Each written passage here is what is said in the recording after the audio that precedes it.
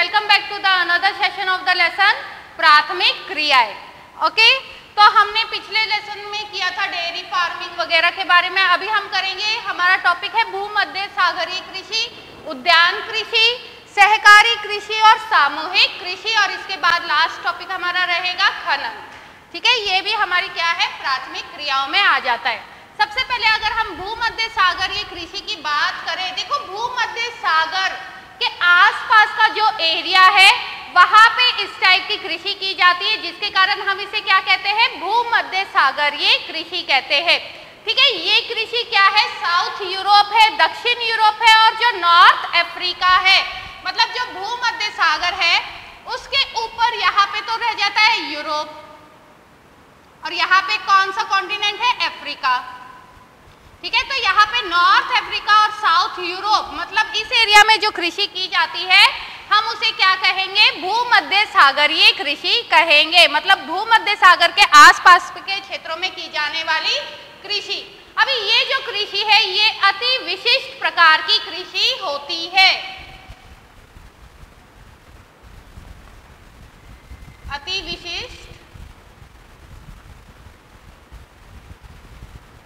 प्रकार की कृषि है ये। ठीक है, इस कृषि में मोस्टली क्या है, खट्टे फलों की खेती की जाती है।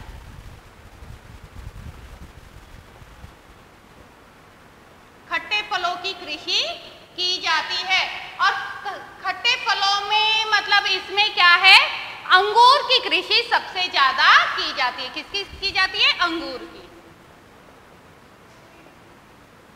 ठीक है, मतलब यहाँ पे जो है खट्टे फलों की आपूर्ति है पूरे कंट्री में या पूरे वर्ल्ड में जो है सबसे ज्यादा कहाँ से होती है, भूमध्य सागरीय कृषि से ही होती है। अंगूर की खेती यहाँ पे सबसे ज्यादा की जाती है। मतलब भूमध्य सागर के जो सीमावर्ती जो प्रदेश है वहाँ पे अंगूरों का यूज किया जाता है। जो बेस्ट क्वालिटी के अंगूर होते हैं, जो अच्छी क्वालिटी के अंगूर होते हैं, उनका यूज किया जाता है मदिरा वगैरह बनाने के लिए। ठीक है, वाइन वगैरह बनाने के लिए इसका क्या किया जाता है, यूज किया जाता है। और जो निम्न श्रेणी के अंगूर होते हैं उसका यूज किया जाता है किशमिश वगैरह बनाने के लिए।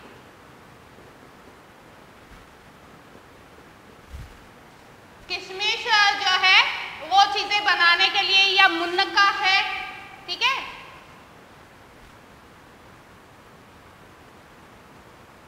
तो इनका इसमें यूज किया जाता है।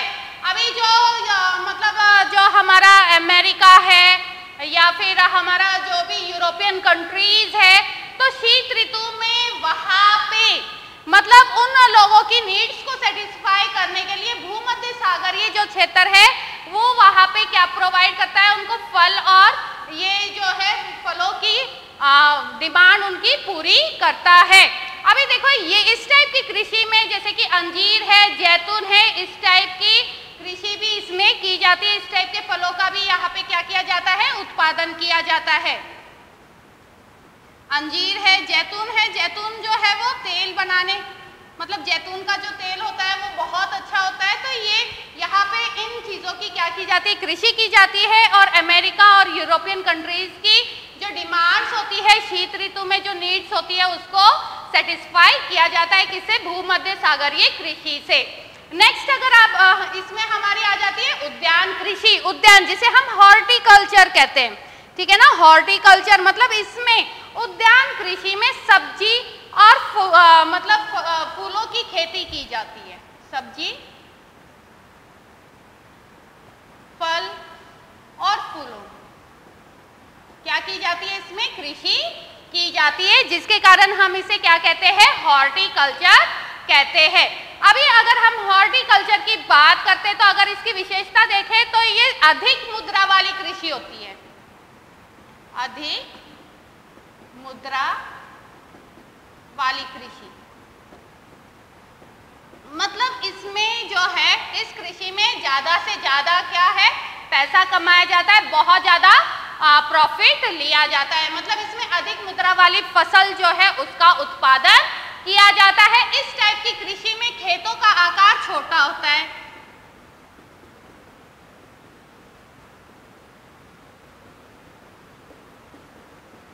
खेतों का आकार छोटा होता है, मतलब छोटे छोटे खेतों पे इस टाइप की कृषि की जाती है। अगर हम इस टाइप की कृषि की बात करें तो जो हमारी मोस्टली जितनी भी जायद फसल होती है वो किस में आ जाती है, इस टाइप की कृषि में आ जाती है, सब्जी वगैरह है। ठीक है, अभी ये जो कृषि है ये जो है इससे बहुत ज़्यादा क्या किया जाता है, प्रॉफिट कमाया जाता है और इसमें बहुत ज़्यादा ट्रांसपोर्टेशन की भी ज़रूरत होती है। मतलब एक जगह से दूसरी जगह जाने के लिए किसकी ज़रूरत होती है, यातायात की, अच्छे ट्रांसपोर्टेशन की जरूरत होती है। ये कृषि उन क्षेत्रों में की जाती है जो नगर के आसपास के क्षेत्र होते हैं और जो सिटीज होती है उसकी नीड्स को ये क्या करते हैं, सेटिस्फाई करते हैं। जो नगरीय क्षेत्र जीवन है उनकी जो आवश्यकता है उनकी पूर्ति यहाँ पे की जाती है। यह कृषि जो है इसमें गहन श्रम की आवश्यकता होती है, मतलब इसमें जो श्रम है उसकी बहुत ज्यादा जरूरत पड़ती है, क्योंकि ये जो सब्जियां हैं, फल है, फूल है, इनकी देखभाल करने के लिए जो श्रम है, मजदूर है, उनकी बहुत ज्यादा जरूरत पड़ती है और इसमें अधिक पूंजी की जरूरत पड़ती है। बहुत ज्यादा इसमें क्या लगाई जाती है, पूंजी लगाई जाती है। ठीक है, पूंजी निवेश इसमें बहुत ज्यादा किया जाता है। इसके अलावा अगर हम बात करें तो मतलब यहाँ पे सिंचाई के आधुनिक संसाधनों की यहाँ पे क्या किया जाता है, इस्तेमाल किया जाता है। बहुत अच्छा इरिगेशन फैसिलिटीज की यहाँ पे जरूरत होती है, उर्वरक होते हैं, फर्टिलाइजर है, बहुत अच्छी क्वालिटी के फर्टिलाइजर की इसमें जरूरत होती है। हाई यील्ड वैरायटी सीड्स है, मतलब जो बीज है उसकी जो क्वालिटी होती है, गुणवत्ता है, अच्छी गुणवत्ता वाले बीजों की यहाँ पे क्या पड़ती है, जरूरत पड़ती है। तो ये कृषि कुल मिलाकर जो उद्यान कृषि है ये जो है इसमें बहुत ज्यादा अधिक पूंजी लगाकर बहुत ज्यादा प्रॉफिट कमाया जाता है और मोस्टली ये नगरीय जो जनसंख्या है उसकी नीड्स को, आवश्यकताओं को क्या करता है, सेटिस्फाई करता है। अभी देखो इस टाइप की कृषि जो है वो कहाँ कहाँ पे की जाती है, उत्तर पश्चिमी यूरोप में की जाती है, यूएसए में की जाती है। अगर हम नीदरलैंड की बात करें तो वहाँ पे एक विशेष तरह के फूल जो है ट्यूलिप्स जिसे हम कहते हैं, ठीक है, उसकी कृषि बहुत बड़े पैमाने पर की जाती है जो पूरे वर्ल्ड में फेमस है। ठीक है, अगर हम सब्जियां की बात करें, अगर किसी क्षेत्र में अकेली सब्जियों की कृषि की जाती है तो उसे हम क्या कहते हैं, ट्रक कृषि कहते हैं। तो ये हो गई हमारी उद्यान कृषि, ठीक है, हॉर्टिकल्चर। इसके बाद आ जाती है हमारी सहकारी कृषि। देखो सहकारी मतलब जिसमें क्या होते हैं, जो कृषि की जाती है उस पे एक समाज का या कृषकों के समूह का जो है पूर्ण रूप से क्या होता है, कंट्रोल होता है। मतलब पूरा का पूरा समाज, पूरा समाज या कृषकों के समूह मिलकर क्या करते हैं, इस टाइप की कृषि करते हैं। इस पर इनका अधिक नियंत्रण होता है। इस टाइप की कृषि इसलिए की जाती है ताकि यहाँ पे अधिक लाभ प्राप्त किया जा सके। अधिक लाभ प्राप्त करना, अधिक लाभ इससे क्या किया जाता है, प्राप्त किया जाता है। अभी इस टाइप की कृषि को देखभाल करने के लिए क्या बनाई जाती है, सहकारी संस्थाएं बनाई जाती है।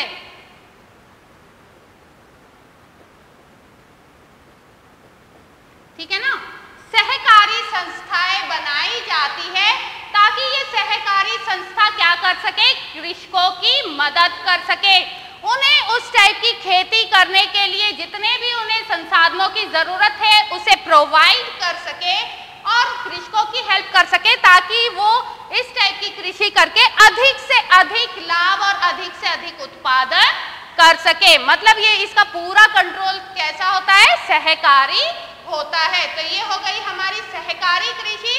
अगर हम सहकारी कृषि की बात करें तो जैसे कि डेनमार्क है, सहकारी आंदोलन चलाया गया था कहाँ कहाँ पे, जैसे कि डेनमार्क है, नीदरलैंड है, बेल्जियम है, ठीक है ना, स्वीडन है, इटली है। तो यहाँ पे सहकारी क्या चलाया गया था, आंदोलन चलाया गया था, किसके लिए, ताकि वो सहकारी कृषि को बढ़ावा दे सके और ये उस एरिया में कामयाब भी रही थी। नेक्स्ट अगर हम बात करते तो हमारी आ जाती है सामूहिक कृषि। सामूहिक कृषि, कलेक्टिवाइजेशन, स्टैलिन्स कलेक्टिवाइजेशन भी इसे हम कहते हैं, जैसे कि तो आपने 9th क्लास में भी पढ़ा होगा हिस्ट्री में। तो ये जो सामूहिक कृषि है, तो इसका कॉन्सेप्ट कहाँ से आया था? सोवियत संघ से। ठीक है ना। जो बोल्शेविक दल थे, लेनिन के बाद जो स्टालिन बने थे, उन्होंने सोवियत जो सामूहिक कृषि है उसके ऊपर बहुत ज़्यादा जोर दिया था। तो ये रशिया से आया था, सोवियत संघ से आया था, यूएसएसआर से आया था। अभी इस टाइप की कृषि में क्या होता है कि जो कृषि का एक समूह होता है, लोग जो है ग्रुप में मिलकर क्या करते हैं? कृषि करते हैं। मतलब जिन लोगों के पास छोटे छोटे खेत है, समझ लो, तो वो क्या करते हैं? आपस में मिलकर कृषि करते हैं, उस पर काम करते हैं। जब उत्पादन उसका जब निकल के आता है, जो आउटपुट आता है, और उस आउटपुट से जो भी मतलब पूंजी प्राप्त होती है, तो वो उस पूंजी को अपने में बांट लेते हैं, आपस में बांट लेते हैं। तो ये क्या होती है? हमारी सामूहिक कृषि होती है। अभी इस सामूहिक कृषि को वहां पे किसका नाम दिया गया? कोलखोज का। कोलखोज कहा गया? वहां पे, कहाँ पे? सोवियत संघ में, रशिया में। इस टाइप की कृषि करने वाले लोगों को क्या कहा जाता था? कोलखोज कहा जाता था। और सभी मिलकर उत्पादन के संसाधनों पर क्या करते थे? नियंत्रण करते थे। सभी लोगों का क्या होता था? उत्पादन के संसाधनों पर नियंत्रण होता था। तो ये हमारी आ गई सामूहिक कृषि। इसके बाद हमारी आ जाती है खनन, जो हमारा इसी में लास्ट टॉपिक है, खनन। तो खनन का मतलब क्या होता है कि देखो, अभी अगर हम हमारी बात करते हैं तो जो रिसोर्सेज होते हैं वो हमारी क्या है? इंडिस्पेंसेबल पार्ट है हमारे जीवन का। मतलब बिना संसाधनों के हम जो है अपने जीवन की कल्पना नहीं कर सकते। ये हमारे जीवन का एक अभिन्न भाग है। तो जो खनन है उसमें क्या किया जाता है? इसमें जो है खनन करके हमारे जो मिनरल्स होते हैं, या जिन मिनरल्स है, खनिज संसाधनों की जिन हमें जो जरूरत होती है, उसको क्या किया जाता है? निकाला जाता है।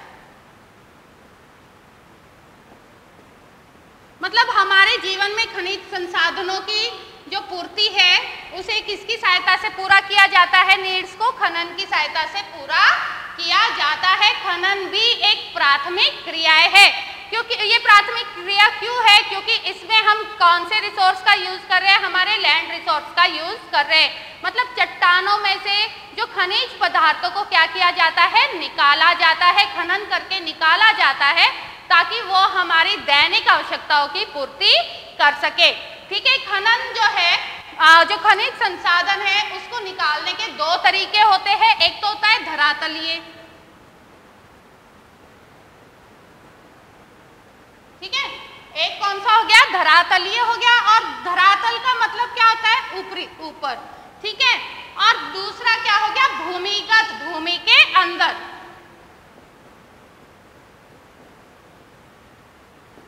ठीक है। खनन दो तरीके से किया जाता है। एक तो हो गया धरातलीय और दूसरा क्या हो गया? भूमिगत। मतलब ये जो माइनिंग प्रोसेस है, इससे मिनरल्स को किससे निकाला जाता है? चट्टानों में से निकाला जाता है। जो धरातलीय जो है उसका मतलब क्या होता है कि ऊपर जो ऊपरी परत है हमारी पृथ्वी की, उसको हटाकर क्या करना? खनन करना, वहां से खनिजों को निकालना।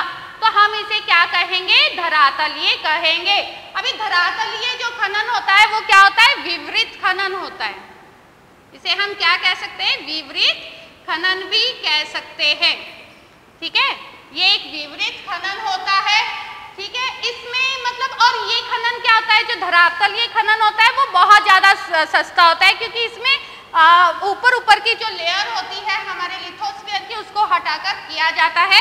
तो ये क्या होता है? सबसे सस्ता होता है।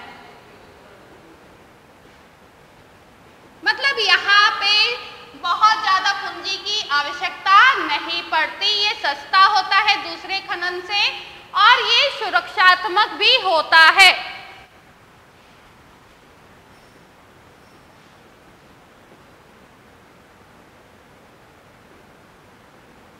सुरक्षात्मक होता है ये, मतलब यहाँ पे सेफ्टी बहुत अच्छी होती है, मतलब सेफ होता है और खनन से।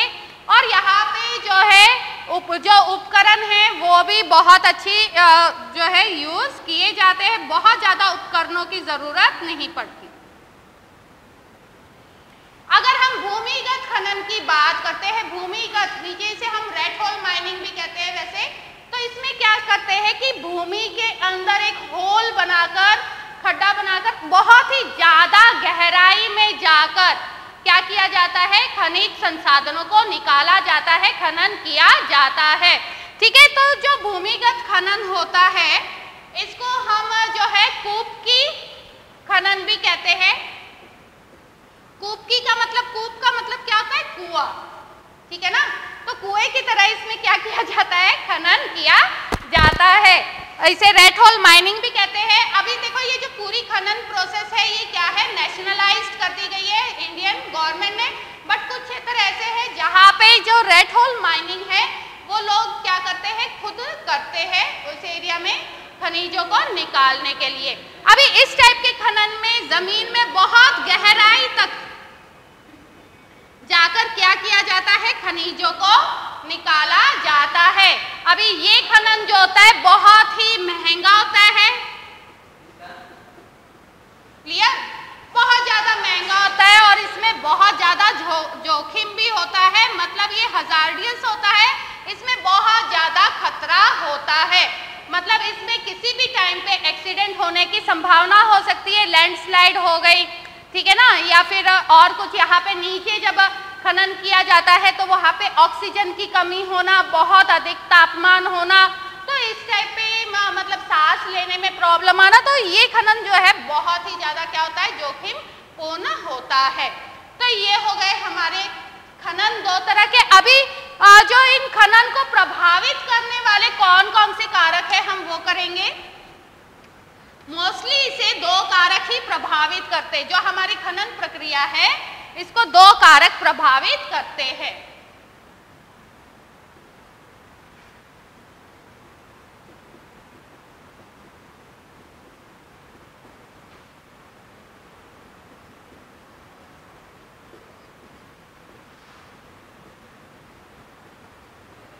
एक तो होते हैं भौतिक कारक,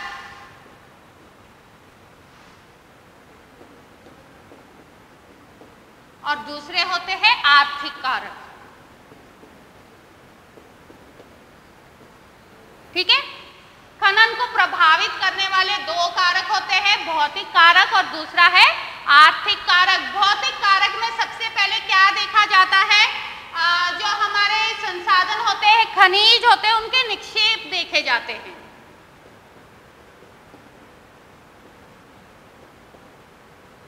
खनिज निक्षेपों का पता करना पड़ता है हमारे, क्योंकि देखो जो खनिज है वो अनइवन डिस्ट्रीब्यूटेड है। अनइवन का मतलब क्या होता है, एक समान उनका कोई डिस्ट्रीब्यूशन वितरण नहीं है पूरे वर्ल्ड में या पूरे भारत में ही नहीं है। खनन जो है वो मोस्टली किसी विशेष एरिया में पाए जाते हैं जो हमारे खनिज होते हैं। तो सबसे पहले हमें ये पता लगाना होता है कि खनिज निक्षेप कहाँ कहाँ पे पाए जाते हैं। इसके लिए हमें सर्वे करने पड़ते हैं, भूमि का सर्वेक्षण करना पड़ता है। ठीक है, दूसरी अगर हम इसमें देखें तो हमें ये भी देखना पड़ता है कि वो कौन सी श्रेणी के है। क्लियर, अभी कोयला है, कोयले की भी 2-4 श्रेणी है, लोहा है उसकी भी 4 श्रेणी है, तो वो अच्छी क्वालिटी का है या निम्न क्वालिटी का है या मध्यम क्वालिटी का है, तो उसकी हमें श्रेणी भी देखनी पड़ती है, उसको क्लासिफाई किया जाता है उसकी क्वालिटी के गुणवत्ता के आधार पर। तो ये हमारा क्या हो गया, भौतिक खनन, और उसकी उपस्थिति भी यहाँ पे क्या की जाती है, देखी जाती है। मतलब वो कौन से एरिया में उपस्थित है। ठीक है, अभी उसके मतलब मात्रात्मक क्वालिटी कितनी है, क्वांटिटी कितनी है, ये भी हमें देखना पड़ता है। अगर हम आर्थिक कारक की बात करें तो आर्थिक कारक में हमारी क्या क्या चीजें आ जाती है। आर्थिक कारक में हमारी आ जाती है टेक्नोलॉजी, मतलब अगर हमारे पास खनन निक्षेप है तो हम उसमें कौन सी टेक्नोलॉजी का यूज करेंगे ताकि हम उसमें से खनिजों को प्राप्त कर सके। तो इसमें हमारी टेक्नोलॉजी आ जाती है, फिर हमारी यहाँ पे आ जाते हैं श्रमिक, मतलब जो लेबर है। तो लेबर, हमें दोनों तरह के ही लेबर की जरूरत पड़ती है, स्किल्ड और अनस्किल्ड, ठीक है, दोनों तरह के लेबर की इसमें क्या पड़ती है, जरूरत पड़ती है। फिर हमें ये देखना पड़ता है आर्थिक में कि अगर हम खनिजों का खनन कर रहे हैं तो पास में हमारे क्या होनी चाहिए, मार्केट होनी चाहिए, ताकि हम उसका क्या कर सके, ट्रांसपोर्टेशन कर सके, यातायात कर सके। तो ये हो गए हमारे आर्थिक कारक जो हमारी खनन की जो प्रक्रिया है उसको प्रभावित करते हैं। तो हमारा जो ये प्राथमिक क्रियाओं वाला चैप्टर है यहाँ पे ही खत्म हो रहा है। अगर आपको कोई डाउट है तो आप कमेंट कर सकते हैं। Thank you.